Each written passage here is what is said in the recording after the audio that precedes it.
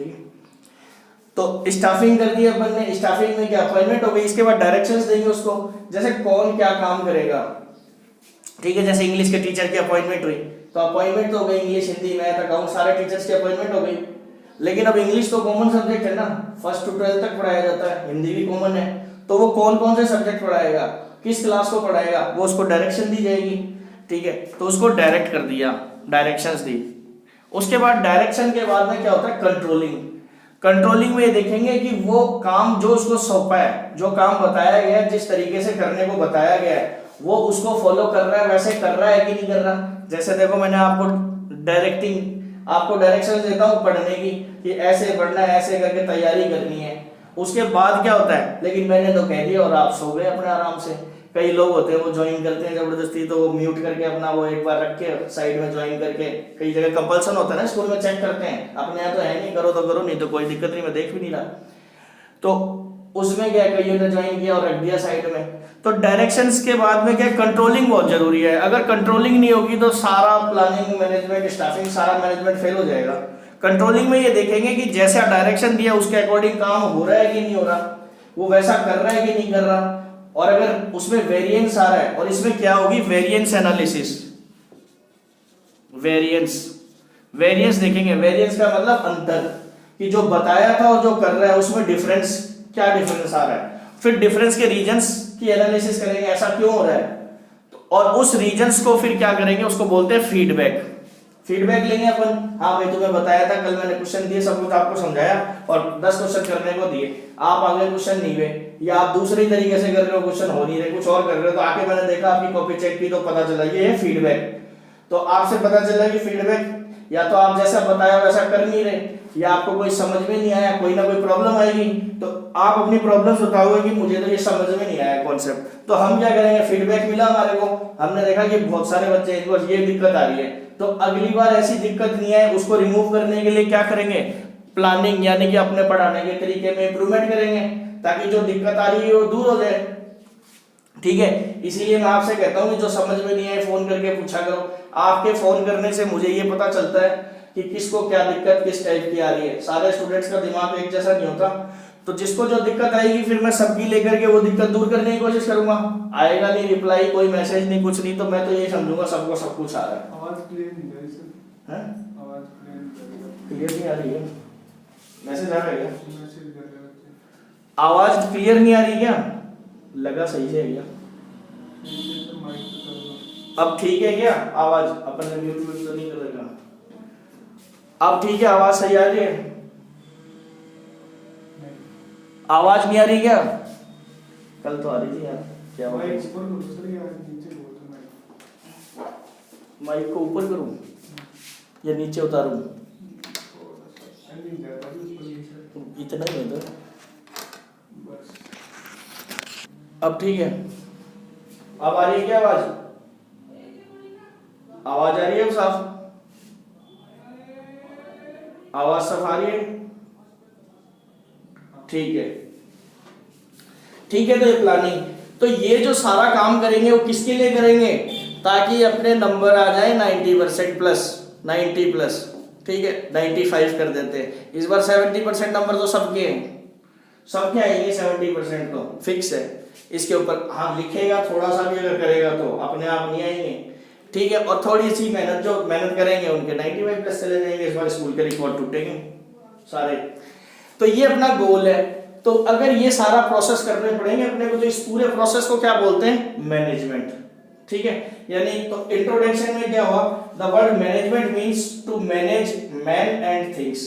तो हमें किसको इस सारे प्रोसेस में किसको काम में लेना पड़ेगा, हमें मैन जो ह्यूमन बीइंग है इसको, ये काम तो यही करेगा सारे के सारे, और रिसोर्सेस, उन दोनों को मैनेज करना है, to get the work done through others, ताकि दूसरों से काम करवाया जा सके। तो मैनेजमेंट की एक अच्छी डेफिनेशन है, management is an art to get the work done through others. यानी मैनेजमेंट क्या है, प्रबंध क्या है, हिंदी वाले, दूसरों से कार्य करवाने की कला है। जैसे मैनेजर होता है, अब वो डायरेक्टर सर बैठे हैं अपने स्कूल में, वो क्या करता है, वो खुद थोड़ी काम करते हैं, बैठे रहते हैं, लेकिन पूरी स्कूल को मैनेज करते हैं, करते नहीं करते, सबसे काम करवाते हैं, इसी को तो बोलते हैं मैनेजमेंट। अब मैनेजमेंट में क्या क्या आता है, मैनेज, मैन और थिंग्स, तो ये आ गया, नोट्स में मिल जाएगा। आगे चलते हैं, अब डेफिनेशंस दी हुई है आपको कुछ, ठीक है, ये मैं नोट्स उसमें डाल दूंगा इंग्लिश मीडियम वालों के और हिंदी वालों के अलग से भी दे दूंगा। मेरे पास हिंदी की बुक्स नहीं है, नहीं तो मैं उसमें नोट बना करके किसी की बुक मिल जाएगी तो अरेंज करता हूँ, स्कूल से कहीं मिल जाए तो, ठीक है। वैसे नोट है मेरे पास सारे, अभी वो देखता हूँ कहीं अगर प्रोजेक्टर वगैरह अगर मिल जाता है तो फिर उससे क्या स्लाइड्स वगैरह चला देंगे इसके अंदर, लैपटॉप पे तो रखी हुई है मेरे पास। इसके बाद में डेफिनेशन अकॉर्डिंग टू एफ डू टेलर, एक ये एफ डू टेलर बहुत मतलब मैनेजमेंट के अंदर टेलर का बड़ा कंट्रीब्यूशन है। फ्रैंकलिन विल्सन टेलर, इसका पूरा नाम है एफ डब्ल्यू टेलर, हिंदी वाले भी ऐसे ही लिखेंगे एफ डब्ल्यू टेलर, ठीक है। इसको आधुनिक प्रबंध का जनक भी कहा जाता है, यानी कि इसको फादर ऑफ मॉडर्न मैनेजमेंट भी कहते हैं, ठीक है। तो इन्होंने डेफिनेशन दी, भाई डेफिनेशन आपको एक दो याद रखनी पड़ेगी। आपकी बुक में जो डेफिनेशंस है, जो आपके बुक में पीछे क्वेश्चंस दिए हुए हैं, उसमें जो राइटर्स की डेफिनेशन है, आपको जो क्वेश्चंस में डेफिनेशन तो 10-12 राइटर्स की होंगी, आपको सिर्फ वो मेन है डेफिनेशन, जैसे मैरी पार्कर है, ठीक है, मैरी पार्कर स्पाइडरमैन वाली नहीं है, ठीक है, तो मैरी पार्कर की डेफिनेशन दी हुई है, तो वो इंपॉर्टेंट डेफिनेशन है। तो वो मैं सब जो आपके बुक्स में चैप्टर के पीछे जिन राइटर्स की डेफिनेशन दी है, आपको एग्जाम के पॉइंट ऑफ व्यू से खाली उन्हीं को रटना है, उन्हीं को याद करना है, ठीक है। तो इसमें डेफिनेशन दी हुई है आपको, एफ डब्ल्यू टेलर ने दी है, फादर ऑफ साइंटिफिक मैनेजमेंट कहा जाता है इनको।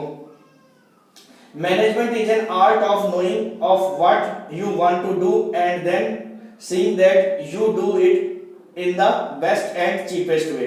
तो टेलर ने क्या बताया, मैनेजमेंट एक आर्ट है of knowing of what you want to do, कि किस चीज का आर्ट है कि आप क्या करना चाहते हैं, and then seeing that you do, और फिर आप देखें कि आपने वैसा किया, in the best and cheapest way, यानी कि मैनेजमेंट का ऑब्जेक्ट क्या है कि आपने क्या करना चाहते हैं और आपने क्या किया, ठीक है, to achieve goals cheapest way में और कम टाइम में, यानी अपने कम से कम रिसोर्सेज में और बेस्ट तरीके से। तो बेस्ट तरीका किसी भी काम को करने का एक बेस्ट तरीका होता है, बेस्ट वे होता है। बेस्ट वे किसको कहते हैं, जिसमें टाइम और कॉस्ट कम से कम लगे, वो तरीका बेस्ट होता है, ठीक है।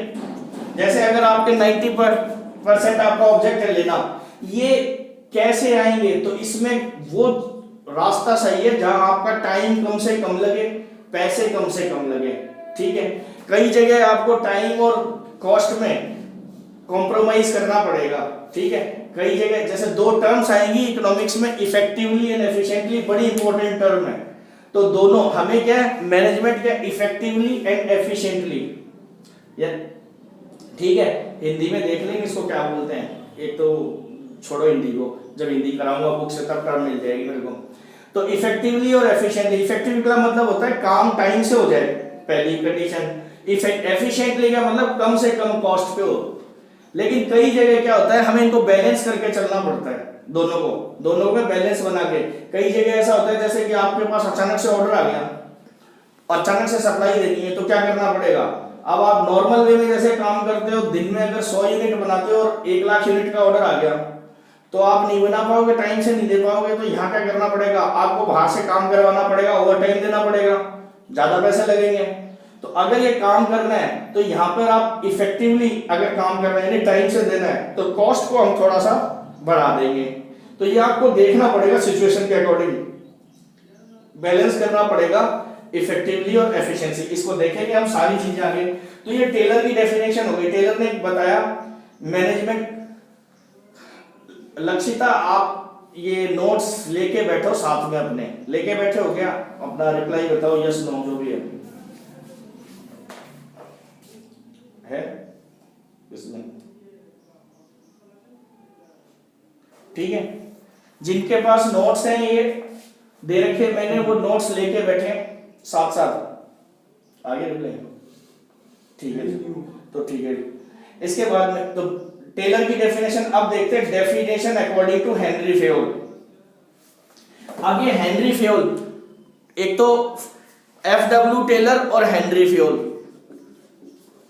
हेनरी फेयोल इनको बोला जाता है father of management, traditional management, ठीक है, जनरल मैनेजमेंट। ये पुराने थे, इन्होंने मैनेजमेंट के 14 प्रिंसिपल्स भी बताए हैं, 14 सिद्धांत बताए हैं फेयोल ने, बहुत इंपॉर्टेंट है, एग्जाम में 200% आएंगे ही आएंगे, हर हाल में आएंगे, ठीक है। तो इन्होंने क्या डेफिनेशन दी है, सबसे पहले मैनेजमेंट की डेफिनेशन जो प्रिंसिपल्स बताए थे वो हेनरी फेयोल ने बताए थे। इन्होंने तो मॉडर्न प्रिंसिपल्स बताए थे कि कैसे साइंटिफिक टेक्निक्स बताई थी जिससे कि काम की साइंटिफिक टेक्निक्स जिससे प्रोडक्शन का लेवल काफी बढ़ जाए। डेफिनेट हेनरी फेयोल ने क्या बताया, management means to plan, management ने क्या करना है, प्लान करना है, planning, to manage, to organise, organising, to command, command का मतलब कंट्रोलिंग, डायरेक्शन, टू कोऑर्डिनेट, और फिर इन सब के अंदर कोऑर्डिनेशन, तालमेल बनाना। जैसे आपने प्लान बनाया, ठीक है, लेकिन किसी को बताया ही नहीं कि क्या प्लान आप बना के बैठे हो, या दो को बताया बाकी को नहीं बताया। अपनी क्लास होगी, ये मेरा प्लान है, पर प्लान कम्युनिकेट भी तो करना पड़ेगा सबको, अगर सबको कम्युनिकेट नहीं किया तो काम नहीं होगा ना, कोऑर्डिनेशन करना पड़ेगा। तो कमांड और कोऑर्डिनेट, और उसके बाद में control the activities of others, और फिर सारे लोगों की एक्टिविटीज को कंट्रोल करना पड़ेगा, फिर वही फीडबैक वगैरह। तो ये इन्होंने डेफिनेशन दी है। देखो अगर कॉन्सेप्ट समझ जाओगे ना तो डेफिनेशन लर्न करना आसान हो जाएगा आपके लिए। नोट्स आपको बनाने की जरूरत नहीं है, मैं सारे दे दूंगा, जितना पढ़ाऊंगा वो दे दूंगा, वो घर जाके एक बार पढ़ लेना, बस अपनी उसमें नोट कर लेना। अब दिया हुआ definition of Mary Parker Follett, ये आपके बुक में दी हुई है, Mary Parker folate important.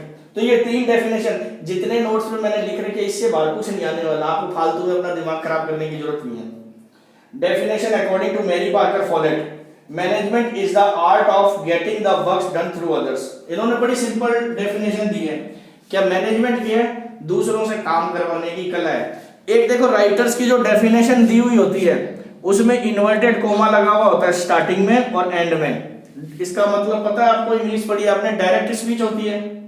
Direct speech का मतलब जैसे मैं बोल रहा हूं दिस इज ए कार, तो इसका मतलब ये मैंने मेरे शब्द है।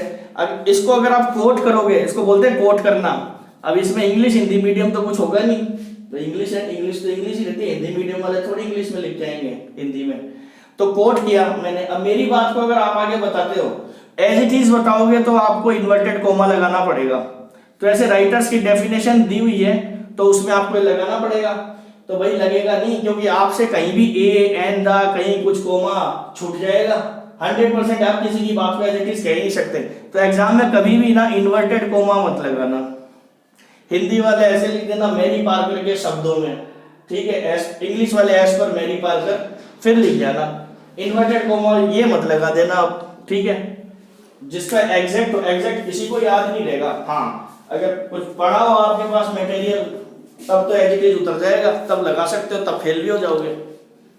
एक डेफिनेशन थी पूरे 1 पेज की इनकम टैक्स में, बीकॉम में पेपर हुआ, तो पेपर के अंदर नहीं करके आया, वो डेफिनेशन मेरे को याद नहीं है, एज इट इज याद नहीं, उसको समझा, उसमें क्या है मीनिंग बताया, समझा देते हैं, याद नहीं हो सकती 2 पेज की डेफिनेशन टेक्निकल लैंग्वेज में।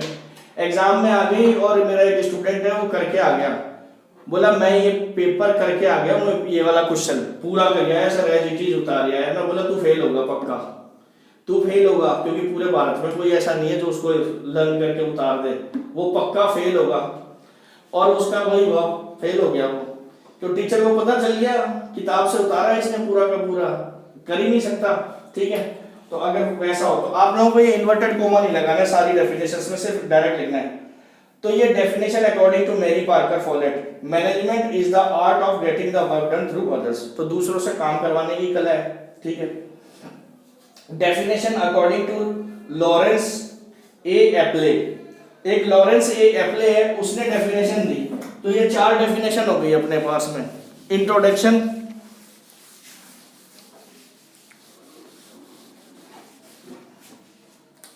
एक तो बेसिक इंट्रोडक्शन सारा इसमें। अब डेफिनेशन पार्ट अगर अपन देखें, ठीक है, ये जो मैं करवा रहा हूं नोट तो आपको मिलेगा, ये आपका शॉर्ट है डायग्राम। तो डेफिनेशंस आपके पास 4 लोगों की आ गई। एक तो F.W. Taylor, Franklin Wilson Taylor, Henry Fayol, Henry Fayol. Taylor कौन थे?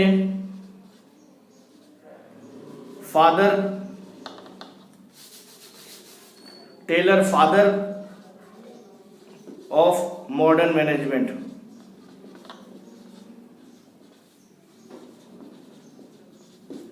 आधुनिक प्रबंध के जनक, ठीक है। हेनरी फेयोल कौन थे? Father of general management. General management, general means traditional, परंपरागत। और इन्होंने क्या दिए थे? 14 प्रिंसिपल्स दिए थे ऑफ मैनेजमेंट। जब ये चैप्टर पढ़ोगे तो उसमें हेनरी फेयोल का डिटेल में पढ़ेंगे हम। और इन्होंने क्या दिया था? Scientific technique of time and motion study, ठीक है, ये देखेंगे जब कराएंगे। तो एक डेफिनेशन तो ये हो गई टेलर की, एक हेनरी फेयोल की, थर्ड हो गई आपकी मैरी पार्कर, ठीक है, ये सबसे आसान डेफिनेशन है, इजी। और चौथी हो गई आपकी लॉरेंस मैरी पार्कर फॉलेट, पूरा नाम, भाई इनके नाम अजीब अजीब होते हैं, रटने पड़ेंगे। चौथा था आपका लॉरेंस ए एप्ले।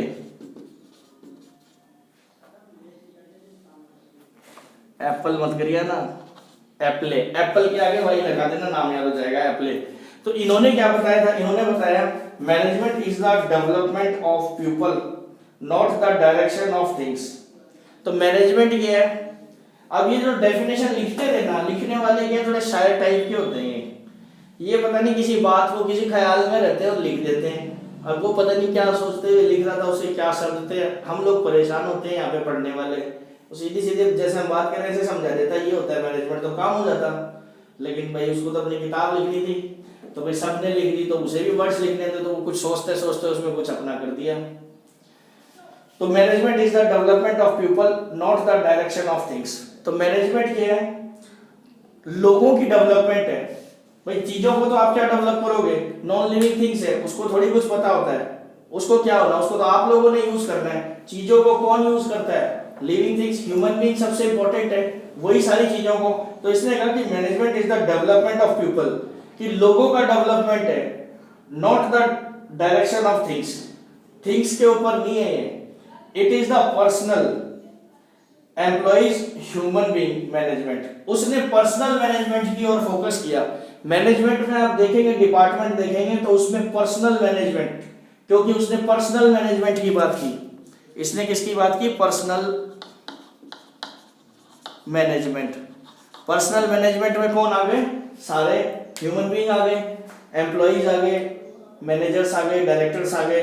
तो इसने कहा कि मैनेजमेंट किससे रिलेटेड है? पर्सनल मैनेजमेंट से, इनकी डेवलपमेंट से। क्योंकि पर्सन का डेवलप होगा, भाई देखो सारा काम दुनिया में किसके थ्रू होता है? हम ही लोग करते हैं, ह्यूमन बीइंग ही करता है। आप करते हो या करवाते हो? मशीन होती है तो मशीन को भी एक आदमी ऑपरेट करता है, कोई आदमी ऑपरेट करता है ना उसको। तो इनका डेवलपमेंट, तो इन्होंने ये कहा। इसके बाद देखते हैं एक और है definition of according to Peter F Drucker. ये मैनेजमेंट गुरु है कई, इनकी डेफिनेशन आती रहती है। पीटर, मैरी तो आई गई, अब पीटर भी आ गया, स्पाइडरमैन, ठीक है। Peter F Drucker, Peter F Drucker, इसकी डेफिनेशन, इसको यहां रख लेना तो आपको, फिल्म तो देखते हो वो तो सब याद रहता है आपको, पढ़ाई तो याद रहती नहीं है, तो ये याद रहेगा। स्पाइडरमैन लिंक कर दोगे तो दो डेफिनेशन तो याद हो जाएगी राइटर्स की, एक तो मैरी पार्कर, और इतना भी लिखे होगे ना एग्जाम में, मैरी पार्कर, फॉलेट फॉलेट भी नहीं लिखोगे तो भी काम चल जाएगा, ठीक है। पीटर एफ ड्रकर, ठीक, तो याद हो जाएंगे। याद करने की टेक्निक है कि दो तो याद हो जाएंगे, और ये याद करने की जरूरत नहीं, क्योंकि ये तो आएगा, चैप्टर ही आएगा इनका, तो ये नाम याद रहेंगे, हेनरी फेयोल और एफ.डब्ल्यू. टेलर। वैसे ये लॉरेंस है एप्पले, तो इसका एप्पल फोन। तो आप ऐसा भी लिख सकते हो, राइटर्स का नाम याद नहीं हो तो या तो फर्स्ट नेम लिख सकते हो आप, या लास्ट नेम से भी बता सकते हो, ठीक है। जैसे बोलते हैं ना शर्मा जी, या तो मुकेश शर्मा है तो मुकेश जी, या ऐसे भी बोल सकते हैं अपन Sharma ji.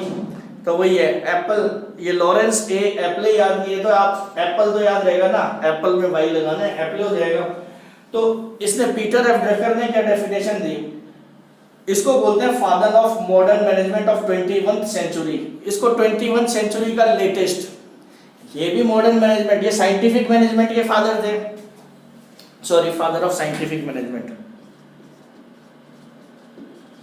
Scientific management, Taylor ने साइंटिफिक मैनेजमेंट दिया था, टाइम एंड मोशन स्टडी, काम करने के तरीके, बेस्ट तरीके बताए थे। हेनरी फेवल ने जनरल सबसे पहले 14 प्रिंसिपल्स बताए थे, वो देखेंगे उसमें। पीटर एफ ड्रकर को क्या बोलते हैं, फादर ऑफ मॉडर्न मैनेजमेंट। आप आगे जाके जब पढ़ेंगे 21वीं सेंचुरी, जब आप पढ़ेंगे अभी लेटेस्ट सारी बुक्स वगैरह, तो हर जगह इसका आएगा रेफरेंस, पीटर एफ ड्रकर का, मैनेजमेंट की जितनी भी। इन्होंने क्या बताया, management is a multipurpose organ that manages A business, workers and work. बड़ी सिंपल, बड़ी बात कह दी इन्होंने कि मैनेजमेंट क्या है, मल्टीपर्पज ऑर्गन है, यानी कि एक मल्टीपर्पज, इसके एक काम नहीं है मैनेजमेंट का, मैनेजमेंट बहुत सारे काम करता है, मल्टीपर्पज। दैट क्या करता है, दैट मैनेजेस, जो मैनेज करता है, इसको बिजनेस को भी मैनेज करता है, वर्कर्स को भी मैनेज करता है और काम को भी मैनेज करता है।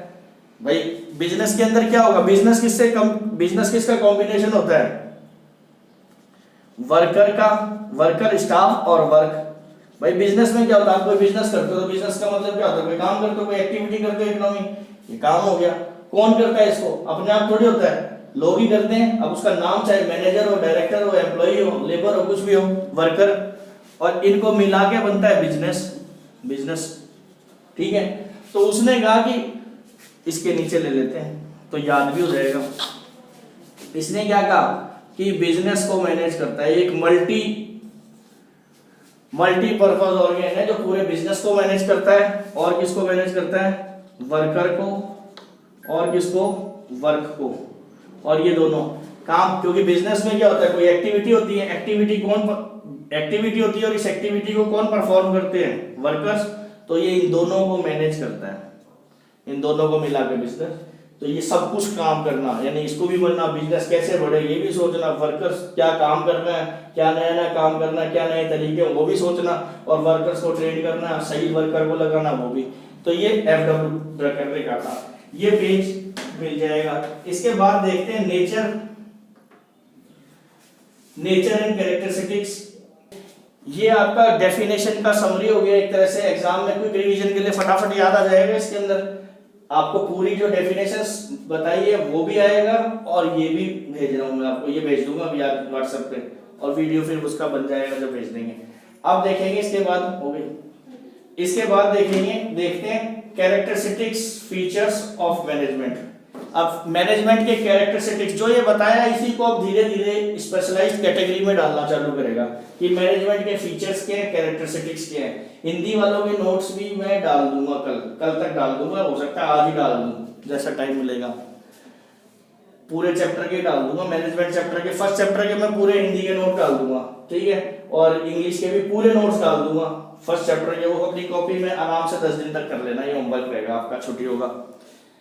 इसको मिटा रहा हूं। इसमें कोई डाउट है, किसी को समझ में नहीं आया हो तो देखो, मैंने ये थ्योरी का सब्जेक्ट है बिजनेस स्टडीज, इसमें क्या थोड़ा समझ लोगे तो रटना आसान हो जाएगा। टर्म्स, मेन टर्म्स है उनको यूज करना। इसमें क्या है, बिजनेस स्टडी में मेन क्या है आपका, जो इसके अंदर की टर्म्स आएंगे। भाई बिजनेस स्टडी को कोई हिंदी मीडियम में पढ़ रहा है, कोई इंग्लिश मीडियम में पढ़ रहा है, तो वो आंसर अपना नॉर्मल हिंदी में या इंग्लिश में लिखेगा, प्रॉब्लम नहीं आएगी। हिंदी इंग्लिश तो सबको लिखनी आती है। प्रॉब्लम क्या आती है, प्रॉब्लम आती है ये कुछ नई टर्मिनोलॉजी आ जाती है, की टर्म्स आते हैं, यानी नई टर्म्स आ जाती है। जैसे अकाउंटिंग आप 11th में सीखते हैं तो पहले उस टाइम असेट का कुछ पता नहीं होता आपको, तो नई टर्म्स सीखते हैं। वैसे बिजनेस स्टडी में भी कुछ टर्म्स आती है, वो हिंदी में भी होती है और इंग्लिश में भी, उसी की वजह से दिक्कत आती है। तो ये जो हम डिस्कस करते हैं इसके अंदर क्या है, मैं उन टर्म्स को ही समझाता हूँ ताकि लिखना आसान हो जाए आपके लिए। तो ये समझ में आ गया होगा, ध्यान से सुनेगा जो भी समझ में आ जाएगा। और बाद में उसमें बुक में नोट आराम से पढ़ के समझ में उसमें क्लियर हो जाएगा, लिखना आसान हो जाएगा आपके लिए। बस ये है, अगर बिना समझे लिखे तो समझ में नहीं आएगा ये टर्म क्या है, फिर आप लिख भी नहीं सकते, मिक्सअप कर दोगे, तुक्केबाजी करोगे या रट्टा मारोगे। यहाँ तक क्लियर है सबको? आगे चले मैसेज डालो यस नो, मिटा रहा हूँ मैं इसको।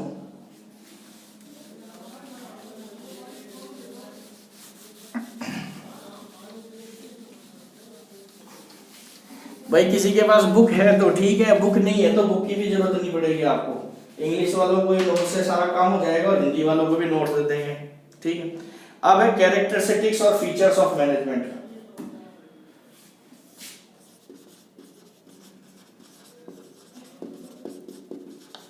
कैरेक्टरिस्टिक्स या फीचर्स ऑफ मैनेजमेंट, ठीक है, यानी हिंदी वाले विशेषताएं। मैनेजमेंट की क्या विशेषताएं होती हैं या क्या लक्षण होते हैं, मैनेजमेंट में क्या लक्षण देखने को मिलते हैं, ठीक है। जैसे इंसान है, इंसान के अंदर इंसान की क्या विशेषताएं होती हैं?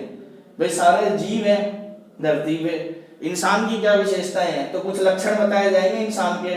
बड़ा दुष्ट होता है, दो टांग पे चलता है खड़ा होकर के, सबको आंकता है, धोखेबाज होता है, मक्कार होता है, मतलब है ना विशेषताएं। ऐसे लक्षण जिस जानवर में मिले हैं तो हम सभी जानवर, पर क्या जैसे अपन सोचते हैं कि जानवरों के बारे में अपन सोचते हैं कि ना अपन कितने श्रेष्ठ हैं और ये जानवर ऐसे हैं, अपन उनके बारे में, वो जानवर भी ऐसे सोचते होंगे ये कैसा बेकार सा ये प्राणी है, वो अपने आप को कुछ और सोचते होंगे, अपने बारे में ऐसा ही सोचते होंगे उनकी डेफिनेशन के अकॉर्डिंग। तो विशेषताएं देखते हैं मैनेजमेंट के अंदर, आपको क्या विशेषताएं देखने को मिलेगी? तो पहली विशेषता मिलेगी आपको, management is a continuous process. तो इसमें सबसे पहला नंबर, मैनेजमेंट क्या होता है आपका? कंटिन्यूअस प्रोसेस होता है, कंटिन्यूअस प्रोसेस, यानी कि ये एक सतत प्रक्रिया है। हिंदी वाले हिंदी चाहिए ना तुम्हारे को, सतत प्रक्रिया है, सतत प्रक्रिया या निरंतर प्रक्रिया है। मैनेजमेंट क्या है? निरंतर प्रक्रिया है। तो मैनेजमेंट क्या है आपका? कोई एक बार आपने प्लान बना लिया, अब मैं जैसे आप अपना प्लान बनी है ना पढ़ने का, तो अपन इसको रिव्यू नहीं करते क्या? ये बस मैंने प्लान बना लिया, मैंने ज्वाइन कर लिया, रोज सुबह में चालू हो जाऊं और चलूं और खत्म हो जाऊं, किसी से कुछ नहीं पूछूं, आया समझ में आया नहीं आया, मान लूं कि जैसा अपन ने सोचा था वैसा हो रहा है, ऐसा थोड़ी होगा। फिर आप फोन करते हो ना, फोन करके बताओगे कि ये दिक्कत है वो दिक्कत है, तो मुझे प्लान को फिर से ठीक करना पड़ेगा। तो ये जो प्रोसेस है प्लानिंग का, ये बार बार रिपीट होता रहता है, कंटिन्यूअस प्रोसेस होता है, एक बार खत्म नहीं होता एक बार बनाने से। तो ये इसकी एक कभी खत्म नहीं होता, कंटिन्यूअस होता है, क्योंकि प्लान बनेगा, फिर अगली बार कमियां आएंगी, फिर इंप्रूवमेंट होगा, फिर दोबारा से देखेंगे, फिर कमियां आएंगी, फिर इंप्रूवमेंट होगा, ठीक है। तो ये चलता रहेगा। तो प्लानिंग क्या है? कंटिन्यूअस प्रोसेस है। इसके बारे में लिखा हुआ है, ये तो समझाया तो मैंने हिंदी में, इंग्लिश वालों को भी। अब मैटर लिखा हुआ है इंग्लिश के अंदर, वो नोट में मिल जाएगा, हिंदी वालों को भी मिल जाएगा, आप लिख सकते हो उसके अंदर। इंग्लिश में लिखा हुआ है, it is a continuous process because various activities go on one after another, क्योंकि एक के बाद दूसरी एक्टिविटी होती है। It is also called a social process because management has to perform functions in the interest of all sections of society like owners, investors. देखो इसमें अब आपको ये सब्जेक्ट बड़ा अच्छा है, इसमें किसी को कुछ आए चाहे नहीं आए, आपकी 5 क्लासेस के बाद में जब ये पूरा चैप्टर होगा तो इस फर्स्ट चैप्टर में पूरी बुक का ओवरव्यू है, सारे चैप्टर्स की टर्म्स कवर हो जाएंगी। उसके बाद आपको क्या करना है? आपको खेलना है। एग्जाम में नंबर लेने की क्या, लिखने का आर्ट होना चाहिए इसके अंदर। जिसको लिखना अच्छे से आता है, लिखने का मतलब बकवास नहीं, आपको जो टर्म्स है की टर्म्स उसको यूज करना है, क्योंकि भाई बुक में जितनी भी टर्म्स दी हुई है सभी मैनेजमेंट है। तो क्वेश्चन में कहीं समझ भी नहीं आ रहा ना, तो कुछ अच्छी बात है लेकिन सही बात, सही गलत नहीं होना चाहिए, करेक्ट बात, ठीक है, तो वो लिख देंगे। तो इसमें लिखने का है तो टर्म्स का ध्यान रखते हुए लिखेंगे, ठीक है। अंदर का मैटर आपका कोई नहीं पड़ेगा, इसके नंबर लेने की टेक्निक, आपको ये जो पॉइंट्स है ये याद होने चाहिए। पॉइंट्स आप मेंशन करेंगे, अंदर का मैटर कोई नहीं पड़ेगा, ऊपर की एक लाइन पढ़ेगा बस वो समझ जाएगा। पॉइंट अगर उसने प्रेजेंटेशन पॉइंट की देखेगा, भाई जिसके पॉइंट अच्छे से प्रेजेंट कर रहा है इसका मतलब वो समझ जाएगा, इसको कॉन्सेप्ट क्लियर है। बीएसटी की किताब कॉपी कोई नहीं पढ़ता, नींद आ जाएगी उसको एक कॉपी चेक करेगा तो, ठीक है। तो ये आपको पॉइंट पे फोकस रखना है, अंदर का मैटर हो जाएगा। अगला पॉइंट है मैनेजमेंट इन्वॉल्व्स डिसीजन मेकिंग। तो मैनेजमेंट में क्या होता है? डिसीजन मेकिंग होती है। Decision making. तो मैनेजमेंट का दूसरा काम क्या होता है, इसके दूसरा लक्षण क्या होता है, इसमें निर्णय लेना होता है। भाई डिसीजन ही तो लेना होता है। तो मैनेजमेंट में क्या होता है, प्लान बनाते हैं तो प्लानिंग करते हैं, कौन क्या करेगा डिसाइड करना पड़ता है, कैसे करेगा, कब करेगा, क्यों करेगा, किसके लिए करेगा। तो हर स्टेज पे क्या होती है, प्लानिंग का डिसीजन लेना पड़ता है, काम जो इसको रखें कि नहीं रखें। तो मैनेजमेंट में क्या होता है, डिसीजन मेकिंग प्रोसेस है। पीटर एफ ड्रकर ने कहा whatever a manager does he does through decision making. Peter F Drucker ने बताया कि मैनेजमेंट जो भी करता है ना, मैनेजर जो भी करता है वो किसके थ्रू करता है, डिसीजन के थ्रू करता है। आप अपने जीवन में कोई भी काम करते हो तो कैसे करते हो, उसका कुछ निर्णय लेते हो ना, क्लास आना है नहीं आना है, स्कूल जाना है, खाना खाना है नहीं खाना है, कुछ भी करना है तो डिसीजन लेते हो, ठीक है आप वो। तो डिसीजन मेकिंग। इसके बाद management is a human activity, बताया आपको मैनेजमेंट कौन करेगा, ये ह्यूमन एक्टिविटी से रिलेटेड होती है, ठीक है। आप किसी पेड़ पौधे को, गाय को या पत्थर को समझाओगे क्या, पत्थर को थोड़ी समझा सकते हो कि भाई ये करना वैसे करना, वो कुछ नहीं करेगा, वो पड़ा रहेगा। ये पेन है, बोर्ड है, ये कुछ नहीं करेगा। मैं कहूँगी लिख जा भाई तू मैनेजमेंट की डेफिनेशन अपने आप, ले पेन चल जाए, इस पे चल जाएगा, ये पेन नहीं चलेगा। ये पढ़े रहेंगे, काम किसको करना, मुझे करना है, ह्यूमन बीइंग को करना, पढ़ना आपको है। अदरवाइज नोट्स रख देता आपके सामने, नोट्स को आप भी बोल देते आ जा तू अंदर, समझ में सारा सब समझ में आ जाता आपको, है ठीक है। तो नहीं आएगा ना, वो तो करना आपको पड़ेगा। तो मैनेजमेंट किससे रिलेटेड, ये एक ह्यूमन एक्टिविटी है, ठीक है। इसके बाद नेक्स्ट पॉइंट है आपका management takes place in formal organisation. Management कहां पे देखने को मिलता है आपको, informal formal organisation. Formal organisations में देखने को मिलता है मैनेजमेंट।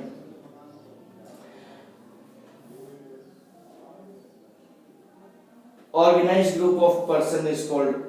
अब इसमें फॉर्मल ऑर्गेनाइजेशन में क्या होता है, ऑर्गेनाइज्ड ग्रुप होता है, ऑर्गेनाइज्ड ग्रुप। देखो अब ये वर्ड आ रहे हैं ऑर्गेनाइज्ड, हिंदी में बोलते हैं संगठित, संगठित, संगठन, संगठन, तो ये सब। तो फॉर्मल ऑर्गेनाइजेशन में मैनेजमेंट तो देखो हर जगह होता है। अभी आएगा एक point, management is persuasive in nature, universal, पूरे वर्ल्ड में सब जगह हर जगह मिलेगा मैनेजमेंट देखने को आपको, ठीक है। उसका तरीका डिफरेंट हो सकता है पर मैनेजमेंट हर जगह होगा।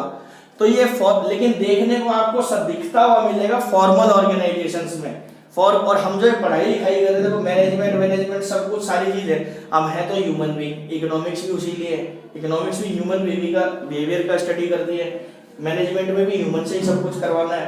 तो सारी चीज ह्यूमन की है। तो फिर अपने को पता भी सब कुछ सबको है, क्योंकि अगर आपको पता नहीं हो तो किसी की डायरेक्शन समझ में भी नहीं आएंगे आपको। बस आपको ये नहीं पता कब करना क्या है तो लोग हाँकते हैं आपको। दो लोग होते हैं, एक तो लीड करता है और एक काम करता है। लीडर को पता होता है कि करवाना क्या है, वो वहां लेके जाता है, इनको पता नहीं होता, ये चलते हैं उसके पीछे।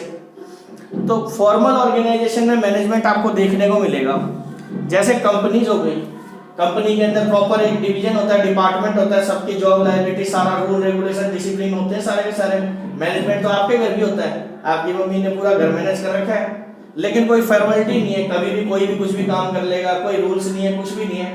काम तो होगा, तरीके से काम होगा, और हर काम को तो फॉर्मल ऑर्गेनाइजेशन में देखने को मिलेगा।